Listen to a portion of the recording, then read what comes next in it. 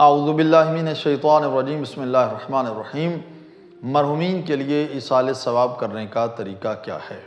وہ کون کون سے کام ہیں جو ہم انجام دیں تو ہمارے مرحومین کے لیے وہ توشہ آخرت بن سکتا ہے؟ آیا ہم ہر کام اپنے مرحومین کے لیے بھیج سکتے ہیں یا کچھ مخصوص کام ہیں؟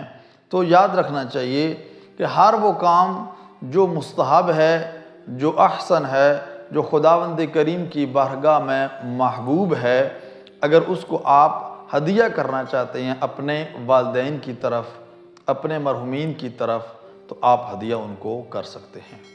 آپ قرآن مجید پڑھیں، آپ 2 رکعت نماز پڑھیں، آپ صدقہ جاریہ دیں، آپ کوئی اور بہترین عمل کریں جو مستحب ہے، آپ اس کو اپنے والدین کی طرف، اپنے عزیز و اقربا جو مرحوم ہیں ان کی طرف آپ بھیج سکتے ہیں۔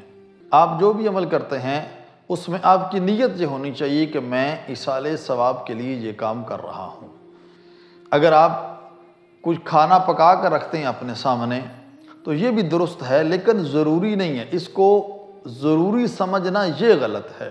بعض لوگ یہی سمجھتے ہیں کہ جب تک ہم اپنے سامنے کچھ میٹھا نہیں رکھیں گے اس وقت تک ہم سورہ فاتحہ، سورہ توحید یا دوسری قرآنی سورہ نہیں پڑھ سکتے۔ نہیں، اس طرح کی کوئی بات نہیں ہے۔ آپ چاہے کوئی سامنے چیز رکھیں یا نہ رکھیں، آپ سورہ الحمد پڑھیں، 3 دفعہ قل شریف پڑھیں، آیت الکرسی آپ پڑھیں، یہ پڑھ کر اس کے بعد اس کا ثواب اپنے مرحومین کو ایصال کر دیں۔ وہ جو کھانا آپ نے اپنے سامنے رکھا ہے، بہتر یہ ہے کہ آپ ان کو ان غریبوں تک پہنچائیں جو اپنے سال بھر کے اخراجات پورے نہیں کر سکتے، جو اپنی زندگی مشکل سے گزار رہے ہیں۔ جب آپ ان تک پہنچائیں گے تو یقیناً اس کا ثواب بھی آپ کے مرحومین تک پہنچے گا۔ اس کے علاوہ صدقہ جاریہ ہے۔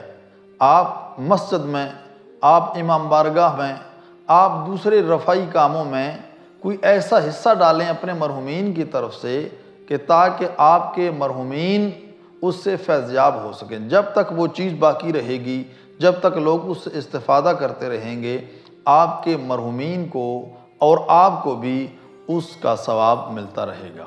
دعا ہے رحیم پروردگار کی بارگاہ میں خداوند کریم ہماری اور ہمارے مرحومین کی مغفرت فرمائے اور ہمیں ہر کام قربتاً الی اللہ کرنے کی توفیق عطا فرمائے۔